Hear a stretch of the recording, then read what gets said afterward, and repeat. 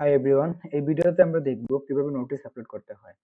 Notice upload করতে হলে বাম দিকে মডিউল থেকে ওয়েব মডিউলে ক্লিক করব, নোটিশে ক্লিক করব।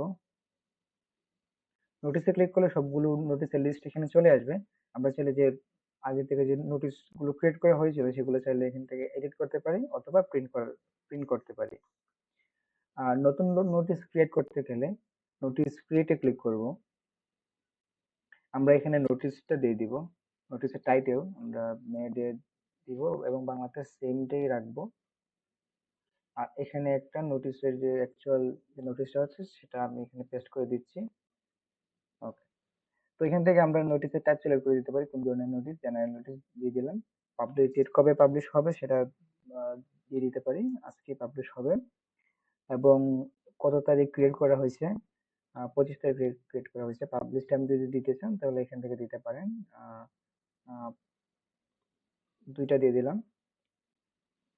ওকে, আমরা চাইলে এখান থেকে প্রিভিউ করতে পারি কিভাবে দেখাবে, বাংলা এবং ইংরেজি দুইভাবে এখানে দেখাচ্ছে। ফাইনালি আমরা চাইলে সেভ করতে পারি অথবা সেভ এন্ড প্রিন্ট করতে পারি। যদি সাথে সাথে প্রিন্ট করতে হয় সেক্ষেত্রে সেভ এন্ড প্রিন্ট, আর যদি এখন সেভ করবো পরবর্তীতে প্রিন্ট করবো সেক্ষেত্রে আমি সেভ দিতে পারি। আমাদের নোটিশ সেভ হয়ে গেছে। আমরা যদি এবার একটু দেখে যাই, আমাদের নোটিশটা এখানে চলে আসছে। আমি যদি প্রিন্ট দিতে যাই আমাকে দেখাবে বাংলায় না ইংরেজিতে প্রিন্ট দিতে চাচ্ছি। তো আমি যদি বাংলায় দিই আমার নোটিশটা প্রিন্ট হয়ে যাবে।